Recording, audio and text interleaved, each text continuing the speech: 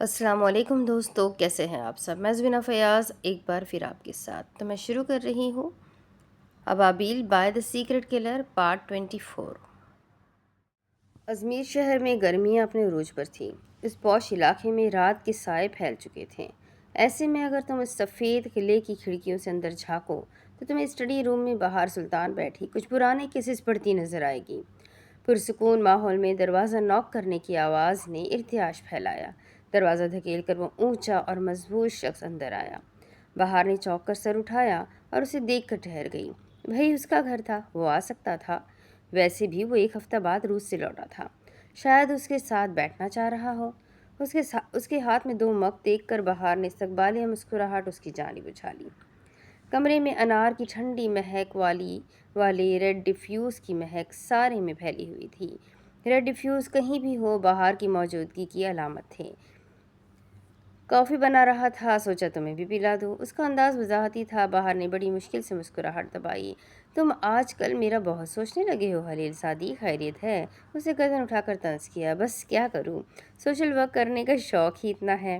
کافی کا مگ اس کے سامنے رکھ کر وہ میز کی دوسری جانب رکھی کرسی پر بیٹھ گیا۔ کھڑکی سے آتی پرامن ہوا نے دبئی کی بھولی بسری ملاقات یاد کروا دی تھی۔ سوشل ورک، اور کتنوں کو اپنے سوشل ورک سے مستفید کر چکے ہیں۔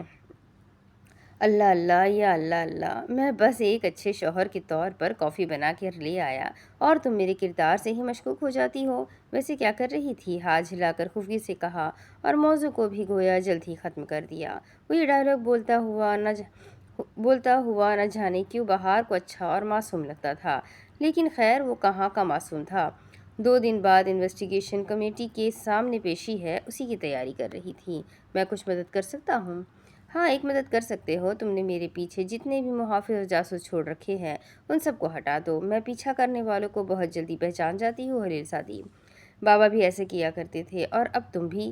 کیا تم میری پرائیویسی کا اتنا سا خیال رکھو گے؟ وہ ٹھہرے ہوئے لہجے میں نہایت آرام سے پوچھ رہی تھی۔ تمام اور کچھ؟ خلیل سعدی کی نظر اس کے کانوں میں پہنے ٹاپس پر پٹ گئی۔ وہ سفید ہیرے خوبصورت تھے جو اس کے کانوں میں چمک رہے تھے۔ بہار نے ان ہیروں کو انمول بنا دیا تھا۔ تم شادی سے پہلے میری عزت کرتے تھے، اب تم نے اپنا طرز تخاطب کیوں تبدیل کر دیا؟ اس کے پاس ایک لمبی لسٹ تھی شکووں کی اور سننے والا بھی فراغت لیے بیٹھا تھا۔ شادی سے پہلے تم ایک اجنبی اور غیر عورت تھی، اسی لیے سز کہتا تھا۔ اب تم میری بیوی ہو، پارٹنر ہو، اسی لیے سن کہتا ہوں۔ اس نے شانے اچکا کر لاپرواہی سے کہا، بھلا الفاظوں کی ہیر پھیر سے دل میں موجود عزت کا کیا لینا دینا تھا؟ سز اور سن ترک زبان میں اردو کے تم اور آپ کی طرح ہے۔ سز کا لفظ جمع کے ساتھ ساتھ اجنبیوں کو عزت دینے کے لیے استعمال کیا جاتا ہے، جبکہ سن واحد کے ساتھ ساتھ قریبی رشتوں کو دوستوں کے لیے استعمال کیا جاتا ہے۔ تمہاری ڈکشنری سے میں متاثر ہوئی ہوں۔ براوو خلیل سعدی، اس نے باقاعدہ ہلکی سی تالی بجائی۔ کیا میں کیس کے سلسلے میں کچھ مدد کر سکتا ہوں؟ اس نے پھر سے استفسار کیا اور اپنے مگ سے کافی کے گھونٹ بھرنے لگا۔ ساؤ، مجھے مارل سپورٹ کی ضرورت نہیں ہے۔ جو دینے کی کوشش کرتا ہے جلد ہی تھک جاتا ہے۔ درمیانی میز پر رکھا اس کی کافی کا مگ اب ٹھنڈا ہو چکا تھا۔ کتنی مایوسی والی باتیں کرتی ہو تم بہار، حد ہے، وہ خفگی سے کہہ رہا تھا۔ بہار نہ چاہتے ہوئے بھی مسکرا دی۔ ابن قیم الجوزیہ رحمۃ اللہ علیہ فرماتے ہیں کہ دانش مندوں کا اس بات پر اتفاق ہے کہ خوشیوں کے راستے میں خوشیاں نہیں ہوتی۔ جو غم نہیں سہتا وہ خوشی نہیں پاتا، جو صبر نہیں کرتا وہ لذت نہیں چکھتا، جو مشکلیں نہیں دیکھتا وہ آسائش سے بھی محروم رہتا ہے، اور جو تھکتا نہیں اسے سکون بھی نہیں ملتا۔ یعنی اس نے دونوں کونیاں میز پر رکھی اور آگے کو ہوئی۔ میں مایوس نہیں ہوں خلیل، بس کنفیوژن کا شکار ہوں، الجھن میں ہوں، اور جس دن میری کنفیوژن ختم ہو گئی اور الجھنیں سلجھ گئی اس دن تمہیں بہار سلطان سے زیادہ پر امید کوئی نظر نہیں آئے گا۔ میں تمہارے مطالعے سے متاثر ہوا ہوں بہار، لیکن الجھنیں بانٹنے سے جلد سلجھ جاتی ہے۔ اس نے داد دینے کے بعد سنجیدگی سے کہا۔ بہار جواباً ہنس پڑی۔ ابھی مجھ پر اتنا برا وقت بھی نہیں آیا کہ اپنی نہایت ذاتی الجھنیں تم سے شیئر کروں خلیل سعدی۔ اگر تم میرے لیے کچھ کرنا چاہتے ہو تو ایک کافی کا مگ بغیر شکر کے دوبارہ بنا دو۔ اگر تم میرے لیے کچھ کرنا چاہتے ہو تو مجھے ہر اس بندے کا نام لا دو جو میری ماں کے قتل میں شامل تھا۔ میں نے تم سے جھوٹ کہا تھا کہ وہ 16 جولائی کے شہداء میں شامل تھی، کیونکہ میں نے زندگی کا ایک لمبا عرصہ اس شراب کے پیچھے گزارا تھا۔ اگر تم میرے لیے کچھ کرنا چاہتے ہو تو میرے کسی کام کو غیر جانبدار ہو کر کرنا۔ میں تمہارے لیے صرف تمہاری بیوی ہونی چاہیے، سلطان عمر کی بیٹی نہیں۔ وہ اب کے سادہ لفظوں میں سنجیدگی سے کہہ رہی تھی۔ حلیل سعدی نے ایک ایک کام نہایت غور سے سنا اور ذہن نشین کیا، کیونکہ یہ کام اس نے کرنے ہی تھے۔ سلطان عمر بیچ میں کہاں سے آیا؟ اس کی آواز میں خفگی درائی تھی۔ بہار نے حیرانگی سے اسے دیکھا۔ وہ تمہاری پہلی بیوی کے قاتل ہے اور اس وقت تمہارے سامنے ان کی بیٹی بیٹھی ہوئی ہے۔ تم چاہے جتنے بھی اچھے ہو جاؤ حلیل سعدی، تم سلطان عمر کو ایک دن میری وجہ سے ضرور دھمکانے والے ہو، اور کیا پتہ وقت آنے پر تم مجھ سے ہی بدلہ لے ڈالو، کیونکہ تم ایک نارسسٹ ہو۔ وہ کہہ رہی تھی اور حلیل سعدی مٹھیاں بھیجے اٹھ کھڑا ہوا۔ بیڑا غرق اچھی گفتگو کا۔ نمبر 1، میرے پاس تمہارے باپ جتنا حرافاتی دماغ نہیں ہے کہ تمہیں ایسے کسی مقصد کے لیے استعمال کروں، اور نمبر 2، تم دوبارہ یہ حوالہ میرے سامنے استعمال نہیں کرو گی، کیونکہ میں تمہاری جتنی بھی عزت کرتا ہوں تمہارے باپ سے نفرت کم نہیں کر سکتا۔ بہار، اس گھر میں سلطان عمر کا ذکر دوبارہ نہیں ہونا چاہیے۔ ماحول میں اچانک سے کوئی سوگواری سی چھا گئی تھی۔ وہ اس کا مگ اٹھائے غصے سے لمبے لمبے ڈگ بھرتا باہر نکل گیا۔ دروازہ پٹکے جانے تک وہ اسی جانب دیکھتی رہی اور پھر مسکرا اٹھی۔ سو پراؤڈ آف یو بہار۔ اس نے خود کو داد دی اور اٹھ کھڑی ہوئی، میز کی دوسری جانب آئی اور حلیل سعدی کا کپ اٹھا کر لبوں سے لگایا۔ اتنی میٹھی کافی۔ اس نے بدمزہ ہو کر کپ واپس رکھ دیا اور مسکرا کر کمرے کے چکر لگانے لگی۔ اور جانتے ہو کیا ہوتی ہے ایموشنل انٹیلیجنس؟ دوسروں کے جذبات کو سمجھ کر، صورتحال کو جانچ کر خود کو فائٹ یا فلائٹ موڈ کے لیے تیار کرنا، خود کو تیسرا انسان سمجھ کر صورتحال کا ہیلی کاپٹر ویو دیکھنا، جان بوجھ کر غصہ ہونا تاکہ اپنی مرضی کا مثبت نتیجہ حاصل کر سکو، یا کسی دوسرے انسان کو غصہ دلانا کہ اس کا اخلاقی درجہ جانچ سکو، کیونکہ غصے میں انسان کی اخلاقیات ٹیسٹ ہوتی ہے۔ یہ بھی ایموشنل انٹیلیجنس کے دلچسپ سفر کا حصہ ہے۔ پاکیزہ سی فجر باسی ہو چکی تھی اور صبح طلوع آفتاب کا وقت پار کر رہی تھی۔ گھر میں معمول کی کارروائی جاری تھی۔ حلیل اور ہادی اس وقت جم میں تھے۔ بہار اور وہاب لاؤنج میں بیٹھے قرآن کی آیات ڈسکس کرنے بیٹھے ہوئے تھے۔ آج بہار نے استنبول جانا تھا، لیکن گھر میں ہڑبڑی کسی نے نہیں مچا رکھی تھی۔ باہر موجود محافظ بھی اپنے روزمرہ میں آ گئے تھے، اور اس کے لیے جو اپنے رب کے سامنے کھڑا ہونے سے ڈرتا ہے۔ دو جنتیں ہوں گی، تو اے گروہ جن و انس، تم اپنے پروردگار کی کون کون سی نعمت کو جھٹلاؤ گے؟ جن میں بہت سی شاخیں ہوں گی، تو اے گروہ جن و انس، تم اپنے پروردگار کی کون کون سی نعمت کو جھٹلاؤ گے؟ وہ دونوں میں 2 چشمے جاری ہوں گے، تو اے گروہ جن و انس، تم اپنے پروردگار کی کون کون سی نعمت کو جھٹلاؤ گے؟ ان دونوں میں ہر میوہ کی 2 قسمیں ہوگی، تو اے گروہ جن و انس، تم اپنے پروردگار کی کون کون سی نعمت کو جھٹلاؤ گے؟ ایسے فرشتوں پر تکیہ لگائے بیٹھے ہوں گے کہ جن کا بستر مخملی ہوگا اور دونوں باغوں کا میوہ جھک رہا ہوگا، تو اے گروہ جن و انس، تم اپنے پروردگار کی کون کون سی نعمت کو جھٹلاؤ گے؟ ان میں نیچی نگاہوں والی عورتیں ہوں گی، نہ تو انہیں ان سے پہلے کسی انسان نے اور نہ کسی جن نے چھوا ہوگا، تو اے گروہ جن و انس، تم اپنے پروردگار کی کون کون سی نعمت کو جھٹلاؤ گے؟ گویا کہ وہ یاقوت اور مونگا ہے، تو اے گروہ جن و انس، تم اپنے پروردگار کی کون کون سی نعمت کو جھٹلاؤ گے؟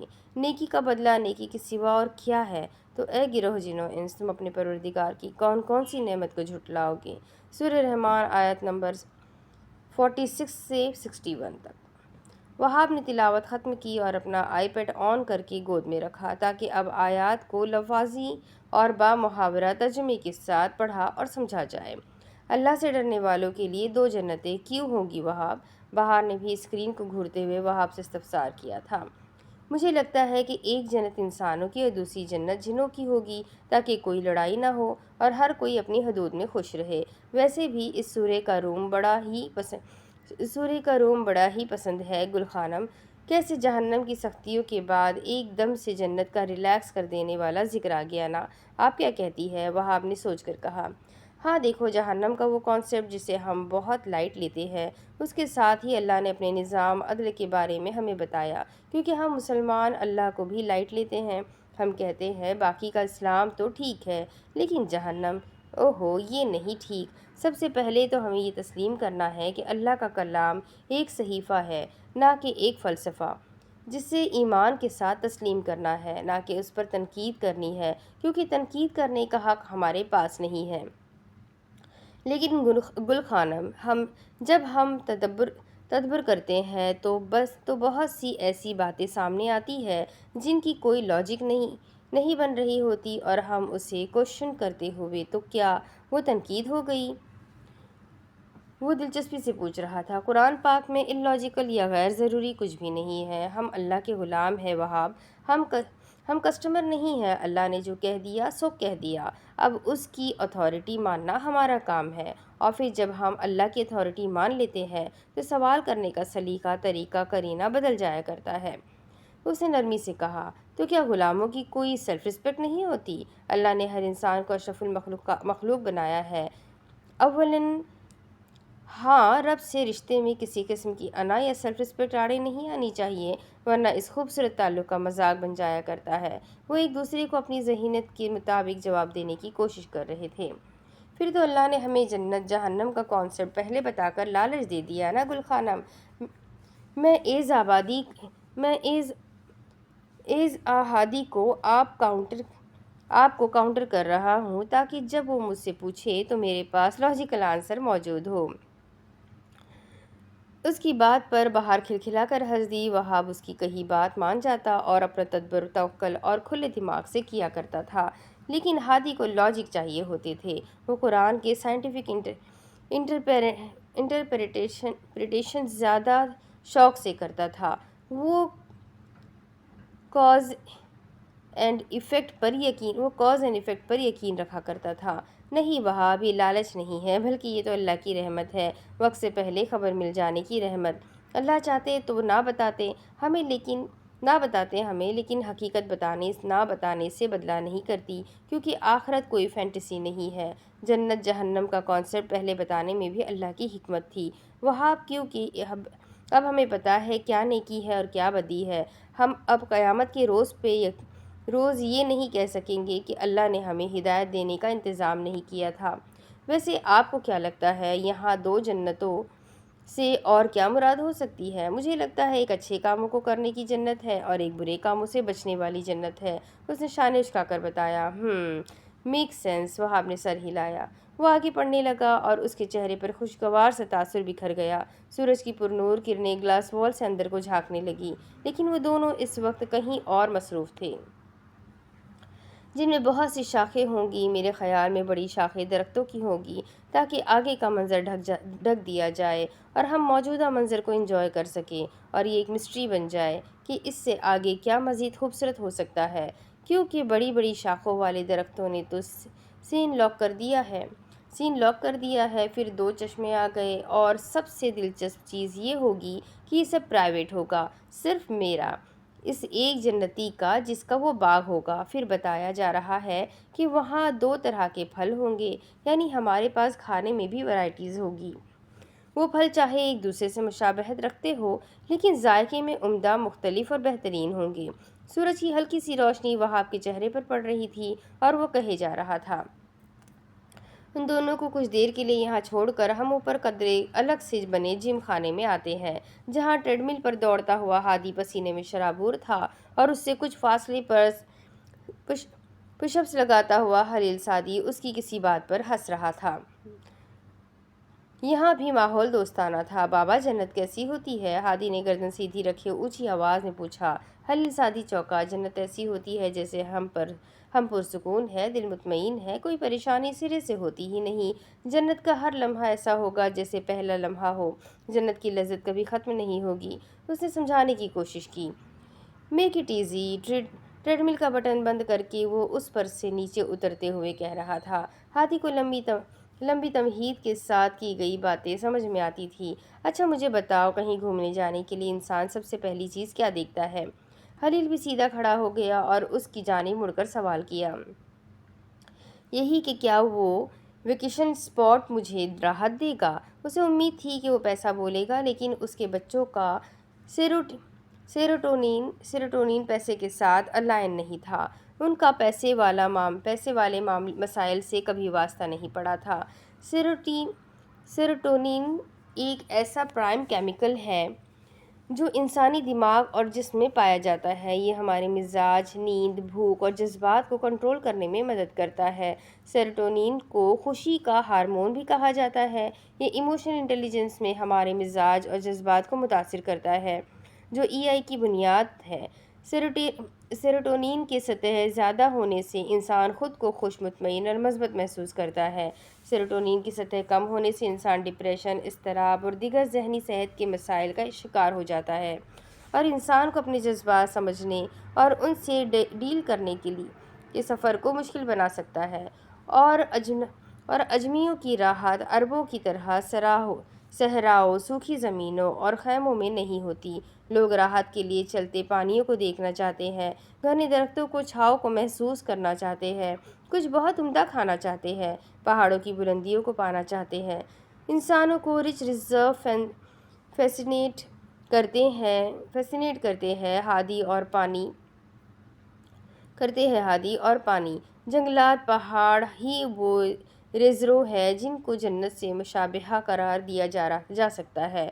واپس لاؤنج میں جھانکو تو وہاب آگے کہہ رہا تھا، پھر جنت میں انسان کو اتنا پروٹوکول ملے گا کہ وہ کہنے لگے گا، میں نے دنیا میں جتنی شکر گزاری کی وہ کم تھی، کاش میں زیادہ شکر گزار رہا ہوتا۔ اسے سب کچھ تخت پر دیا جائے گا، ایسی نرم ریشم والی تخت کہ اس پر ہاتھ لگاؤ تو میلا ہونے کا گمان ہو۔ ایسے 5 اسٹار ٹریٹمنٹ پر تو انسان شکر کرتا نہیں تھکے گا گل خانم۔ اور پھر آگے حوروں کی بات ہو رہی ہے۔ مجھے ایک بات کنفیوز کر رہی ہے گل خانم، جنتی مردوں کو تو حوریں ملیں گی، لیکن جنتی عورتوں کو کیا ملے گا؟ بہار اس کی بات پر مسکرا دی۔ مجھے لگتا ہے جنتی عورتوں کو بھی اپنا پارٹنر چوز کرنے کا اختیار دیا جائے گا، جیسے نکاح سے پہلے عورت کی رضامندی لی جاتی ہے نا، جنت میں اسے با اختیار کر دیا جائے گا۔ دنیاوی شادی میں آپ کو اپنا پارٹنر زیادہ سے زیادہ 1 ماہ تک اچھا لگتا ہے، اس کے بعد آپ کو اس کی چند بری عادتیں برداشت کرنا پڑتی ہے، آپ کو اس کے ساتھ کمپرومائز کرنا ہوتا ہے۔ یعنی وہ جو شادی کے بعد لوگ ہواؤں میں اڑنے لگتے ہیں، ان کی فلائٹ لینڈ ہو جاتی ہے، انہیں ریالٹی چیک دے دیا جاتا ہے، لیکن جنت میں ایسا نہیں ہوتا۔ جنت کا ہر لمحہ ایسا ہوگا جیسے پہلا لمحہ ہو، جنت کا ہر احساس ایسا ہوگا جیسے اس احساس کی ابھی تازہ کوپل کھلی ہو۔ جنت میں انسان کا ہر جذبہ نیا ہوگا، جنت کے ہر حصے کو بارہا دیکھنے کے بعد بھی یوں لگے گا جیسے پہلی مرتبہ دیکھا ہے۔ حوریں ملنا ایک جنتی مرد کی الٹیمیٹ سکسیس ہوگی وہاب، کیونکہ انسان اکیلا بہترین سے بہترین جگہ پر بھی چلا جائے تو اسے اکیلاپن محسوس ہوتا ہے، اسے کمپینین شپ چاہیے ہوتی ہے۔ اسی لیے زوجیت اللہ کا بہترین تحفہ ہے اور محبت انسانی ضرورت ہے۔ اس نے مسکرا کر بڑے سجھاؤ سے اپنی بات مکمل کی۔ اور پھر جو دنیا میں میاں بیوی ہوتے ہیں وہ کہاں جاتے ہیں گل خانم؟ اگر آپ اور بابا جنت میں چلے گئے تو کیا آپ لوگ اپنا پارٹنر بدل لیں گے؟ ان دونوں نے بیک وقت تیزی سے گردن موڑ کر سیڑھیوں کی جانب دیکھا تھا، گردن چٹکنے کی آواز تک آئی تھی۔ وہاں خلیل اور ہادی بیٹھے انہیں سن رہے تھے، اور یہ محفل میں شرمندہ کر دینے والا سوال ایک ہی انسان کیا کرتا تھا۔ سوال ہادی پاشا کی جانب سے آیا تھا۔ ہر انسان کو اختیار دیا جائے گا ہادی کہ وہ اپنا پارٹنر چن لے، کیونکہ جنت میں داخل ہونے کے بعد ہر انسان، مرد عورت ایسا پاک ہو جائے گا جیسا اسے پہلے کسی نے دیکھا یا چھوا تک نہیں۔ جنتی عورتیں بے باک نہیں ہوں گی، وہ شرم و حیا والی ہوں گی، اور وہاں موجود پارٹنر ایک دوسرے سے بیزار نہیں ہوں گے۔ وہ عورتیں یاقوت اور مرجان جیسی ہوں گی، کیونکہ اللہ کسی کی نیکی نہیں بھولتا ہادی۔ ایک نظر خلیل سعدی کو دیکھ کر وہ کہتے ہوئے اٹھ کھڑی ہوئی تھی، وہ وہاب کو اتنے آرام سے سمجھا رہی تھی، اور یہ دونوں کب آئے؟ اب نہ جانے خلیل سعدی کیا طنز کرنے والا تھا۔ وہ دونوں بھی اٹھ کر لاؤنج کی جانب آ گئے۔ آپ کتنا پیارا بولتی ہے گل خانم، ہادی نے پیار سے کہا تو وہ خفت زدہ سا مسکرا دی۔ کبھی کورٹ روم میں بولتے ہوئے سننا اپنی گل خانم کو بڑبڑا کر رہ گیا۔ کچھ کہا خلیل بے؟ بہار نے مسکرا کر پوچھا۔ بچوں کے سامنے وہ دونوں ایسے ہی بلا وجہ مسکرا دیا کرتے تھے۔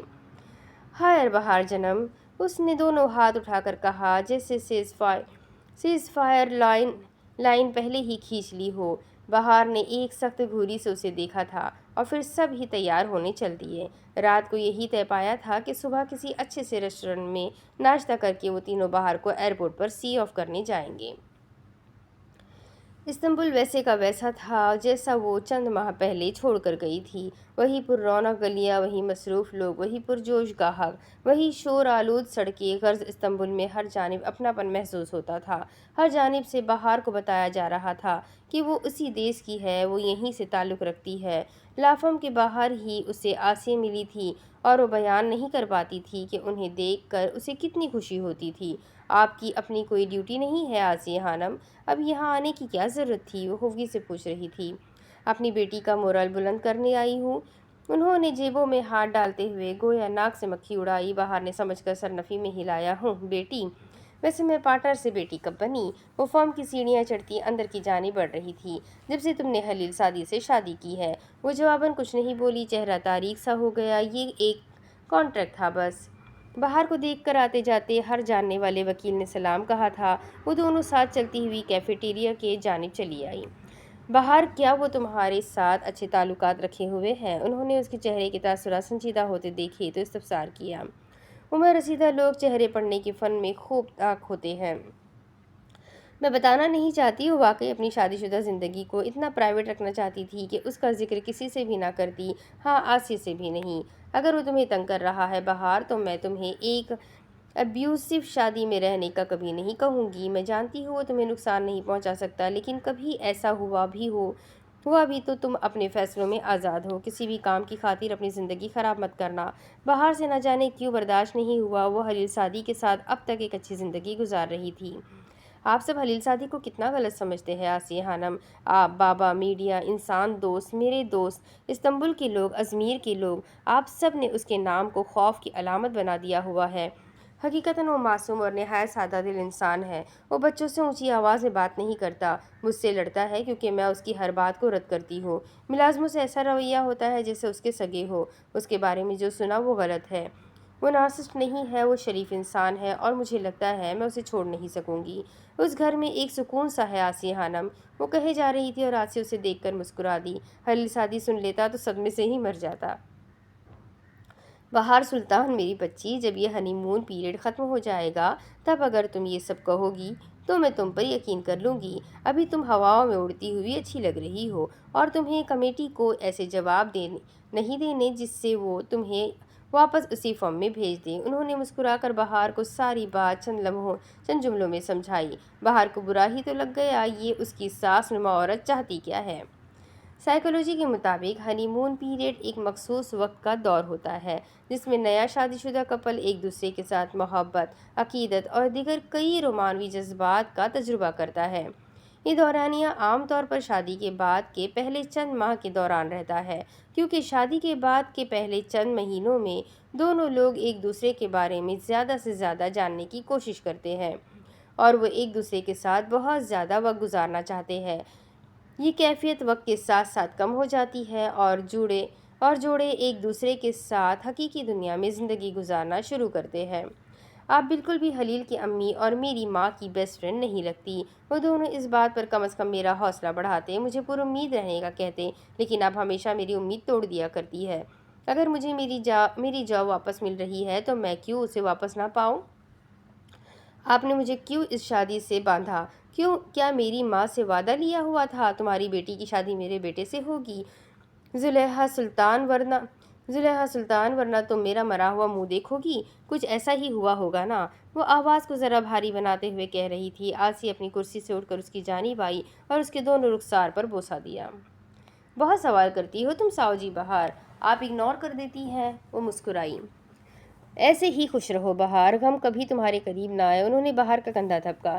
ایسا ہے تو پھر دعا کرے آج میرا لائسنس بحال کر دیا جائے، میں یہ باس لائف بہت مس کر رہی ہوں۔ وہ آرام سے کہہ کر آگے بڑھ گئی۔ یہ ملاقات اتنی ہی کافی تھی۔ تحقیقاتی کمیٹی کے کمرے میں جب وہ اکیلی مجرموں کی طرح بیٹھی ہوئی تھی تو اسے بے اختیار انگزائٹی سی ہونے لگی تھی۔ وہ کبھی اپنی گردن پر ہاتھ مارتی اور کبھی ناخن کترنے لگتی۔ اس کے ہاتھ کانپنے لگے تھے۔ اس نے گہرے سانس لے کر خود کو نارمل بھی کیا، لیکن کوئی فائدہ نہ ہوا۔ پانی کی بوتل نکال کر سارا پانی گٹا کر چڑھا گئی۔ بہار جنم، یہ سب ایک فارمیلٹی ہے بس، اور کچھ ہی دیر کی تو بات ہے۔ وہ اٹھ کر کمرے سے ٹہلنے لگی۔ کچھ ہی دیر بعد تحقیقاتی کمیٹی کے 3 ممبر اندر آئے اور اس سے سلام دعا کی۔ کمیٹی کا ایک ممبر فاتح اس کا سینئر تھا، وہ دونوں ساتھ ہی کام کرتے رہے تھے اور بہار کے اس سے اچھے تعلقات تھے۔ تمام، اب ہمیں جلدی سے اپنا ضروری کام کرنا چاہیے، فاتح نے ہلکے پھلکے انداز میں کہا۔ بہار مسکرائی۔ تم ٹھیک تو ہو بہار؟ فاتح نے پوچھا۔ ایود فاتح، میں بس اس انویسٹیگیشن سے جلد از جلد نکل کر اپنا لائسنس واپس چاہتی ہوں۔ کرسی پر بیٹھتے ہوئے اس نے چہرے پر مسکراہٹ طاری کی اور سنجیدگی سے جواب دیا۔ اس ماحول میں اسے بے اختیار گھٹن سی ہونے لگی تھی۔ اسے کبھی بند کمروں سے گھٹن نہیں ہوئی، لیکن ابھی اس کا سانس گویا بند ہو رہا تھا۔ کمیٹی کے سامنے بیٹھ کر اس نے اپنا اعتماد پوری طرح سے بحال کرنا چاہا تھا، کم از کم اسے خود پر کنٹرول تھا۔ وہ بھرپور تیاری کے ساتھ آئی تھی۔ معمول کے چند جملوں کے تبادلے کے بعد اب ماحول میں ذرا تناؤ سا بھرنے لگا تھا۔ گھٹن زدہ سے ماحول میں مزید کشیدگی پھیل گئی تھی۔ ساؤ جی بہار سلطان، کیا آپ ایک پروسیکیوٹر کی ذمہ داریوں کا دائرہ کار ہم پر واضح کریں گی؟ بہار کو سوال سن کر ذرا سا تعجب ہوا۔ ایسا لگا کہ وہ یونیورسٹی میں وائوا دینے آئی ہے، لیکن یہ وکیل لوگ تمہید باندھنا خاصا پسند کرتے تھے، اس لیے اس نے برا نہیں منایا۔ پروسیکیوٹر ایک ایسا شخص ہے جو کسی مقدمے میں حکومت کی طرف سے مقدمہ چلاتا ہے۔ پروسیکیوٹر کے چند حقوق و فرائض ہوتے ہیں۔ ایک پبلک پروسیکیوٹر کی ذمہ داری میں مقدمہ دائر کرنا، تحقیقات کرنا، مقدمہ چلانا اور قانونی طور پر جرم ثابت کرنا، مقدمے کی نگرانی کرنا، عدالت میں انصاف کو یقینی بنانا اور آخر میں اپنی فیس حاصل کرنا۔ فاتح ہلکا سا مسکرایا اور بہار کی فائل کھول لی۔ وہ جانتا تھا بہار آج یہاں سے بغیر کسی چارج کے واپس چلی جائے گی اور اس کا لائسنس بھی بحال ہو جائے گا۔ آپ کے کیس میں بھی سب ایسا ہی تھا؟ گڈ، لیکن کیا آپ کو معلوم ہے ایک پروسیکیوٹر کسی کو دھمکا نہیں سکتا، اور آپ نے اپنے پیشے کی اخلاقی اصولوں کی خلاف ورزی کی ہے۔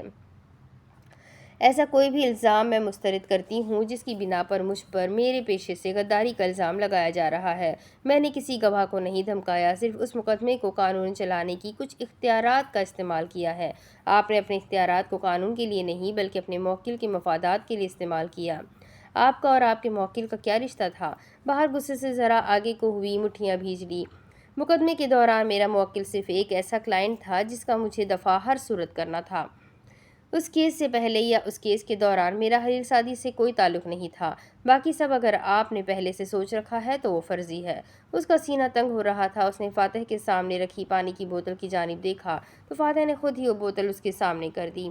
اب آپ جھوٹ کہہ رہی ہیں ساؤ جی، ابھی چند ماہ پہلے ہی تو آپ نے اپنے اسی موکل سے شادی کی ہے۔ بہار ذرا سا مسکرائی۔ یہ کوئی فارمل کمیٹی نہیں تھی، یہ کمیٹی اسے بے عزت کرنے کے لیے تشکیل دی گئی تھی۔ لعنت ہے! آپ مجھ سے کیس کے بارے میں سوال کر سکتے ہیں، میں کوئی کرمنل نہیں ہوں جو آپ کو ذاتی زندگی کے لیے جسٹیفیکیشن دوں۔ اس نے بوتل کا ڈھکن ہٹایا اور چند گھونٹ بھرے۔ اوکے، اس کا مطلب آپ خود پر لگے الزامات کی تردید کرتی ہیں۔ بالکل، اس نے گردن اٹھا کر سرد مہری سے کہا۔ پھر آپ ان الزامات کے بارے میں کیا کہنا چاہیں گی؟ افسر نے ایک خاکی سے انویلپ کو اس کے سامنے رکھا۔ بہار نے اچنبھے سے فاتح کو دیکھتے ہوئے وہ انویلپ کھولا۔ وہ بھی چونکا ہوا لگتا تھا۔ یہ فورنسک شدہ ویڈیوز کے ساتھ میسیجز کے اسکرین شاٹس ہیں بہار ساؤ جی۔ کہیں پر آپ گن کے ساتھ وائلنس کرتی دکھائی دے رہی ہے اور کہیں اگر آپ کے میسیجز کو ڈی کوڈ کیا جائے تو آپ دھمکا رہی ہے۔ کیا آپ ان ثبوتوں کو جھوٹا کہنا چاہتی ہیں؟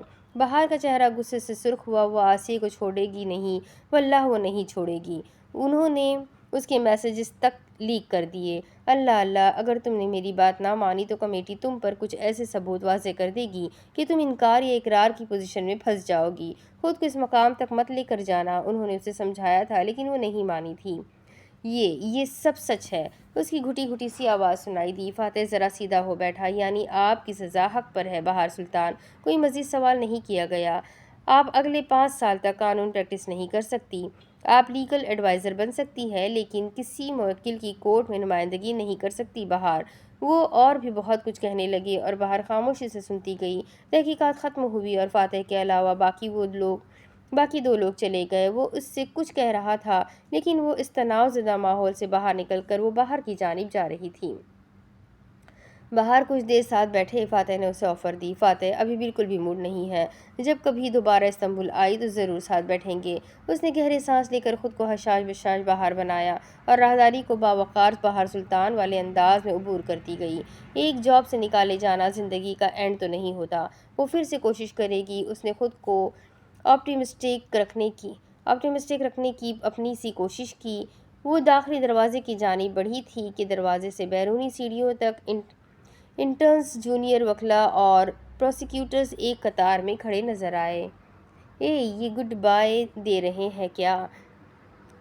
فاتح ساتھ ہی چل رہا تھا تو بہار نے اس سے پوچھا۔ شاید ہاں، اور تم نے شادی پر بھی تو سب کو نہیں بلایا، اس کی بھی مبارکباد دینے والے ہوں گے۔ ایک جونیئر آیا اور اسے سرخ کارپیٹ پر چلنے کا کہا۔ شادی نہ ہو گئی، کوئی لاٹری ہو گئی، 4 ماہ بعد بھی سب کو یاد ہے۔ وہ مسکرا کر نفی میں سر ہلاتے گہرا سانس لے کر اس سرخ کارپیٹ پر چلنے لگی جو اسی کے لیے بچھایا گیا تھا۔ سب سے تحفے اور پھول پکڑتے ہوئے اسے آج پہلی مرتبہ احساس ہوا تھا کہ وہ اپنا پروفیشن کھو چکی ہے۔ آپ سب کا بہت شکریہ، یہاں کام کرنے کا عرصہ کافی اچھا رہا۔ میں نے یہاں موجود ہر ایک انسان سے بہت کچھ سیکھا۔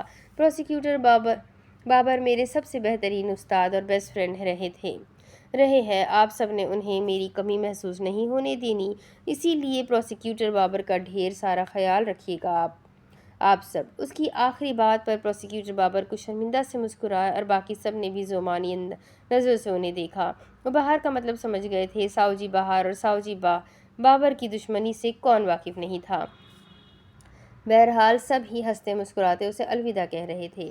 انویسٹیگیشن کے اگلے روز ہی وہ نہ چاہتے ہوئے بھی ڈاکٹر کے پاس چلی گئی تھی۔ اس کی طبیعت ان دنوں بار بار بگڑ رہی تھی اور ایسے انزائٹی اٹیکس ہونے لگے تھے۔ مکمل چیک اپ کے بعد جب وہ کلینک سے باہر نکل رہی تھی تو اس کے چہرے پر جو خوشی تھی وہ ساری دنیا کی نعمتیں پا لینے کی خوشی تھی، ماں بننے کی خوشی تھی، اور وہ اس احساس سے خوفزدہ تھی، لیکن ابھی جو اسے محسوس ہو رہا تھا وہ بیان سے باہر، گمان سے اوپر تھا۔ اپنی اولاد آنے کی خبر سننے کے بعد کی کیفیت کیسی ہوتی ہے؟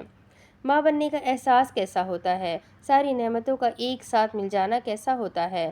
بن مانگی دعاؤں کا قبول ہو جانا کیسا ہوتا ہے؟ سارے غموں کا ایک ساتھ مداوا ہو جانے کا احساس کیسا ہوتا ہے؟ یہ سب کوئی بہار سلطان سے پوچھتا۔ پروفیشن چھن جانے کا دکھ کہیں ہوا میں گھل مل گیا تھا۔ بہار سلطان کے لیے آج جذبات کی انتہا تھی۔ خوشی انگ انگ سے پھوٹ رہی تھی۔ ساری دنیا بھی آج اسے رلانے کی کوشش کرتی تو بہار سلطان کو رلا نہیں سکتی تھی۔ اسے خوشی بانٹنی تھی، اپنوں کے ساتھ بانٹنی تھی، گھر والوں کے ساتھ بانٹنی تھی، استنبول کے لوگوں کے ساتھ بانٹنی تھی، ازمیر کے لوگوں کے ساتھ بانٹنی تھی، بلکہ سارے کے سارے ترکیہ کے ساتھ بانٹنی تھی۔ کار میں بیٹھتے ہوئے اس نے جلدی سے خلیل سعدی کا نمبر ڈائل کیا اور اگلے ہی لمحے کاٹ دیا۔ وہ اسے کیا کہے گی؟ وہ مسکراتے ہوئے گہرے سانس لے رہی تھی۔ نہیں، وہ اسے ابھی نہیں بتا سکتی تھی۔ وہ بہت خوش تھی۔ وہ سارے ازمیر کو اپنی خوشی میں شریک کرنا چاہتی تھی۔ اس نے سلطان عمر کا نمبر ڈائل کرنے کے بارے میں سوچا، لیکن وہ انہیں کیا بتائے گی؟ خود سے جڑے مردوں کو وہ کیسے بتائے گی کہ وہ ماں بننے والی ہے؟ اس کے چہرے پر حیا کے رنگ بکھر گئے۔ اس نے جلدی سے آسیہ کا نمبر ملا دیا۔ اس وقت ان سے زیادہ اچھی طرح اس کی کیفیت کو کوئی نہیں سمجھ سکتا تھا۔ آسیہ خانم، آپ جو بھی کام کر رہی ہے پلیز سب چھوڑ کر میری بات سنیں، وہ دبے دبے جوش میں کہہ رہی تھی۔ ہاں کہو بہار، ان کی مصروف سی آواز اسپیکر پر گونجی۔ میں ماں بننے والی ہوں آسیہ ابلہ، اس نے آنکھیں میچ کر کہہ ڈالا۔ دوسری جانب سے آسیہ کا LED اسکرین کو سوائپ کرتا ہاتھ تھم سا گیا۔ وہ خوشگوار حیرت میں مبتلا ہوئی اور ان کی آنکھیں پانی سے بھرنے لگیں۔ ہاں تو اس میں نیا کیا ہے؟ دنیا کی 90% عورتیں ماں بن جاتی ہے۔ اب اتنی سی باتوں پر بھی تم مجھے ڈسٹرب کیا کرو گی؟ کیا مجھے تمہاری نظر اتارنی چاہیے؟ یہ کہتے ہی ان کے لب چند کلمات پڑھنے لگے تھے۔ اگر تم ان کلمات کو سمجھ سکو تو وہ آیت الکرسی اور سورہ فاتحہ پڑھ رہی تھی۔ وہ بہار کو ڈھیر ساری دعائیں ایک ہی لمحے میں دے لینا چاہتی تھی۔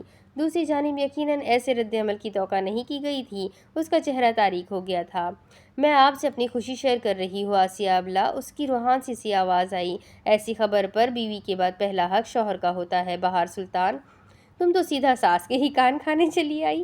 تمہیں تو بالکل بھی گھرداری نہیں آتی۔ اس میں گھرداری کہاں سے آ گئی؟ وہ رونے والی ہو گئی۔ کیا انہیں واقعی اس خبر پر خوشی نہیں ہوئی تھی؟ بہار، اگر میرا اس دردناک خوشی سے واسطہ نہ پڑا ہوتا تو میں ضرور تمہیں مبارکباد دیتی، لیکن چلو تم بھی اس احساس سے واقف ہو رہی ہو، مبارک ہو۔ آپ مجھے ڈرا رہی ہے آسیہ، آپ بھی تو ماں ہے، وہ روحان سے بھی۔ تم میرے زخم مت کورے دوست، ساس ہوں تمہاری۔ اور سنو، میں چند ڈاکٹرز کے نمبر بھیجوں گی، ان سے اپنی ماں کے ریفرنس سے ملاقات کرنا اور اپنا خیال رکھنا۔ ساری کلفت دور ہو گئی۔ بہار بے اختیار مسکرا دی اور مزید کچھ کہے بنا کال کاٹ دی۔ سنو، اگر لڑکا ہوا تو نام اسلان پاشا رکھنا، اور اگر لڑکی ہوئی تو نور بانو پاشا، اور اور بچے پر پہلا حق صرف دادی کا ہوگا۔ بہار اس میسج کو پڑھ کر دل سے مسکرائی اور دونوں ناموں کو چوما۔ اسے کوئی مسئلہ نہیں تھا، ہاں اسے واقعی کوئی مسئلہ نہیں تھا۔ میری ناقص اطلاع کے مطابق تم ترک عورتوں والے پیتر نہیں آزماتی، مس کال کیوں دی؟ سب خیریت ہے؟ خلیل کا میسج پڑھ کر بھی اسے غصہ نہیں آیا۔ وہ فون سائڈ پر رکھ کر کار اسٹارٹ کرنے لگی۔ اسے سلطان عمر کو یہ خبر سنانا تھی، اسے خلیل سعدی کو یہ بات بتانی تھی، لیکن فون پر نہیں، وہ اس کا رد عمل دیکھنا چاہتی تھی، اسی لیے وہ ازمیر پہنچ کر اسے بتائے گی۔ اسے صنوبر سے بھی اپنی خوشی بانٹنی تھی، وہ بہت خوش تھی۔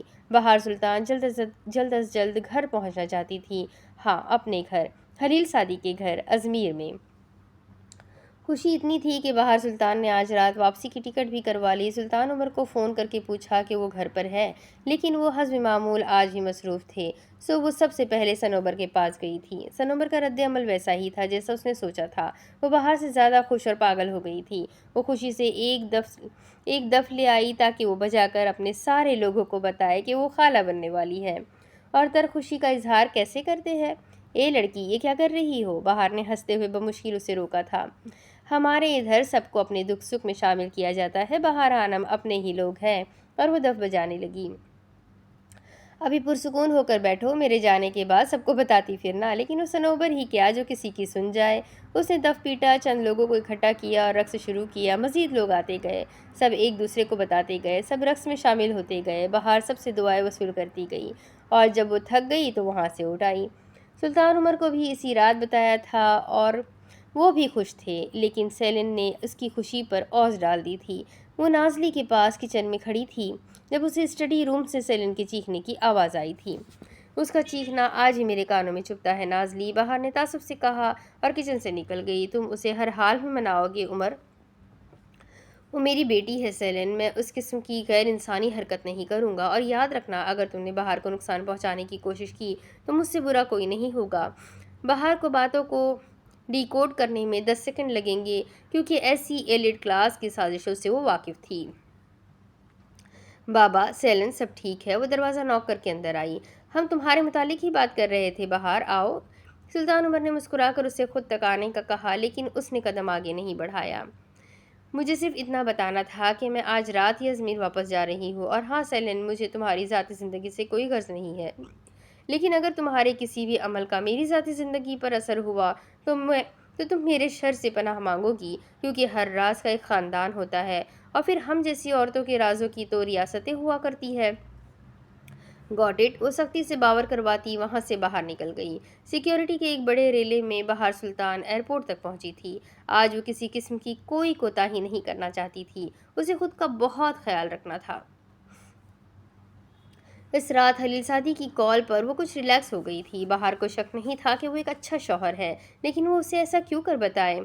تم پریشان ہو اور تمہیں ایسا کیوں لگا؟ جب تم پرسکون انداز میں بات کرتی ہو تو یہی شک ہوتا ہے، ورنہ لڑنا تمہارا نارمل موڈ ہے۔ ازمیر واپس آ رہی ہو اتنی جلدی؟ کیوں تمہارا کوئی پلان ڈسٹرب ہو رہا ہے؟ اس نے چوٹ کی۔ اللہ اللہ یا اللہ اللہ، صرف حیران ہوا ہوں کیونکہ تم نے بتایا تھا 2 ہفتے رکو گی اور سب سے ملو گی۔ بہار نے اسے مطمئن کرنے کی کوشش نہیں کی۔ اگلے چند گھنٹوں میں ہی وہ ازمیر کی زمین پر موجود تھی۔ حسن کے ساتھ گھر آئی، وہاب اور ہادی اسے واپس دیکھ کر خوش ہو گئے تھے۔ خلیل سعدی اس وقت گھر پر نہیں تھا۔ ایک گڈ نیوز ہے بچوں، وہ حسن کو دیکھتے ہوئے مسکرا کر کہہ رہی تھی۔ دونوں نے اشتیاق سے پوچھا، کیا؟ حسن بھی چونکا کیونکہ بہار نے اس سے ایسا کوئی ذکر نہیں کیا تھا۔ کیسے بتاتے ہیں حسن؟ کیا؟ اس نے ناسمجھی سے پوچھا۔ یہی کہ اس گھر میں ایک ننھی سی پری آنے والی ہے، آنے والا جم میں ماں بننے والی ہوں، اسے شرماتے ہوئے بتایا۔ حسن تو حسن، بچوں کا بھی منہ کھلے کا کھلا رہ گیا۔ حقیقتاً حسن کو ہی سب سے پہلے ہوش آیا تھا۔ اس نے سر ہلا کر ان تینوں کی یقین دہانی کروائی۔ ماشاء اللہ گل خانم۔ وہ دونوں دوڑتے ہوئے اس سے گلے لگ گئے اور بہار نے دونوں کے سر چومے۔ مجھے سمجھ نہیں آ رہا میں اپنی خوشی کا اظہار کیسے کروں، لیکن میں بہت خوش ہوں آبلہ جم، دیکھے خوشی سے میرے ہاتھ کب کپا رہے ہیں، حسن نے بھی کہا۔ اور ترک خوشی کا اظہار کیسے کرتے ہیں؟ حسن سے بات کرتے ہوئے وہ چوکی، کیونکہ سامنے سے خلیل سعدی چلتا ہوا آ رہا تھا۔ اسے دیکھ کر بہار کے چہرے پر الواحی سی مسکراہٹ طاری ہو گئی۔ بہار ان سب کو وہیں چھوڑ کر خلیل سعدی کی جانب بڑھی۔ وہ اسے اپنی جانب آتا دیکھ کر رک گیا۔ کیا وہ اسے آ کر یہ بتانے لگی تھی کہ وہ اسے مس کر رہی تھی؟ ارے نہیں، کیا وہ اس سے یہ پوچھنے والی تھی کہ اس کی غیر موجودگی میں بچے اسکول کیوں نہیں گئے؟ ممکن ہے، یا کیا وہ اسے کوئی پرانی بھولی بسی لڑائی میں نہ دیا گیا جواب دینا چاہ رہی تھی؟ حد ہے۔ وہ قریب آ رہی تھی اور خلیل سعدی ڈر تو نہیں رہا تھا، یہی بتانے کے لیے وہ گردن کڑا کر سنجیدگی سے کھڑا رہا۔ وہ قریب آئی، اس کا دایاں ہاتھ تھاما، تھوڑا سا ہاتھ اوپر اٹھایا اور اپنے سر کو خم کر کے اس کے ہاتھ کی پشت پر بوسہ دیا۔ وہ ہوک بنا کھڑا رہا، وہ اپنا ہاتھ بھی نہ کھینچ سکا۔ اب وہ کچھ کہہ رہی تھی، مجھے میری زندگی کی سب سے بڑی خوشی دینے کا شکریہ پاشا بے۔ وہ ہنوز سوچ میں گھرا کھڑا رہا۔ اس نے تو ابھی تک اس کے باپ کو معاف نہیں کیا تھا، ایسا کوئی قابل تعریف کام بھی نہیں کیا جس پر بہار سلطان شکریہ بجا لائے۔ کیا تمہیں کچھ ایسا چاہیے جو دینا میرے لیے مشکل ہو؟ اس نے آنکھیں گھما کر سوال پوچھا اور ایک نظر لاؤنج میں کھڑے ان تینوں کو دیکھا جو اسی جانب دیکھ رہے تھے۔ بچوں کو دیکھ کر وہ نرم سا مسکرایا۔ مجھے جو چاہیے تھا وہ مل گیا ہے نے؟ وہ ششوپن میں مبتلا سوالیہ ایبرو اٹھائے پوچھ رہا تھا۔ لڑکی ہوئی تو نام نور بانو رکھیں گے اور لڑکا ہوا تو نام اسلان پاشا رکھیں گے، وہ گردن اٹھائے اسے بتا رہی تھی۔ اگر وہ عقل مند تھا تو جان لیتا، اگر وہ ہوش و حواس میں تھا تو اشارہ سمجھ جاتا۔ نام سن کر اس کا چہرہ تاریک ہوا، پھر اگلے ہی لمحے اسی چہرے پر بے یقینی چھا گئی۔ یعنی تم سنجیدہ ہو؟ وہ عقل مند تھا۔ 101 وہ مسکرائی۔ میرے بچوں کو بہن چاہیے۔ مزید کچھ کہے بنا وہ 2 قدم آگے بڑھا اور اسے خود سے لگایا۔ میں بہت خوش ہوں۔ اس کے مضبوط بازوؤں کا سہارا ملتے ہی بہار آنکھیں موند گئی۔ تم ہمیشہ خوش رہو۔ اس نے ان تینوں کی جانب دیکھا تو حسن اور وہاب مسکرا کر رخ موڑ گئے اور ہادی نے دائیں ہاتھ کی انگلیوں کو گھما کر دائیں آنکھ ونک کر کے اسے واو کا اشارہ کیا اور رخ موڑ لیا۔ اس نے بھی مسکرا کر سر جھٹکا۔ اب وہ دونوں آمنے سامنے کھڑے بات کر رہے تھے۔ کچھ ہی دیر بعد بہار کو دبکا کی آواز آئی تو وہ ان تینوں کی جانب مڑی۔ وہ تینوں ایک دوسرے کے ہاتھوں کی انگلیاں تھامے ڈانس فارمیشن بناتے ہوئے پیر زمین پر مار رہے تھے اور تر خوشی کا اظہار رقص کے ذریعے کرتے ہیں۔ وہ خلیل سعدی کو بھی دعوت دے رہے تھے اور ایک لمحہ انہیں گھور کر وہ بھی ان کی دعوت قبول کر چکا تھا۔ اب منظر کچھ یوں تھا کہ وہاب، خلیل، حسن اور ہادی ایک قطار میں چلتے زمین پر پیر مارتے رقص کر رہے تھے اور بہار انہیں دیکھ کر ہنستی چلی جا رہی تھی۔ منظر مکمل تھا کیونکہ بہار خوش تھی۔ وہ چاروں اب اس کے گرد چکر لگاتے ہوئے کچھ گا بھی رہے تھے کیونکہ وہ چاروں بہار کے لیے بے حد خوش تھے۔ وہ اس کے لوگ تھے اور بہار کو ان سب سے محبت تھی۔ اب اس کی آگے کی ناول میں آپ کو آگے سناؤں گی، اگلے ویڈیو میں سناؤں گی۔ بڑا مزہ آیا مجھے یہ والا ایپیسوڈ پڑھ کر۔ آپ لوگوں کو کیسا لگا کمنٹ کر کے ضرور بتائیں۔ بہت پیارا اور بہت ہی خوبصورت سا ایپیسوڈ تھا۔ تو دیکھتے ہیں آگے اس ناول کا اینڈ کیا ہوگا۔ آگے ویسے کافی ناول بچی ہوئی ہے، تو ملتے ہیں اگلے ایپیسوڈ میں۔ تب تک کے لیے جلدی سے ویڈیو کو لائک کریں، چینل کو سبسکرائب کریں، بیل آئیکن کو ضرور دبائیں، اپنے کانٹیکٹس میں شیئر ضرور کریں۔ بہت پیارا ناول ہے، بہت خوبصورت ناول ہے۔ تو ملتے ہیں اگلے ویڈیو میں، تب تک کے لیے اپنا خوب سارا خیال رکھیں، مجھے بھی دعا میں یاد رکھیں۔ اللہ حافظ۔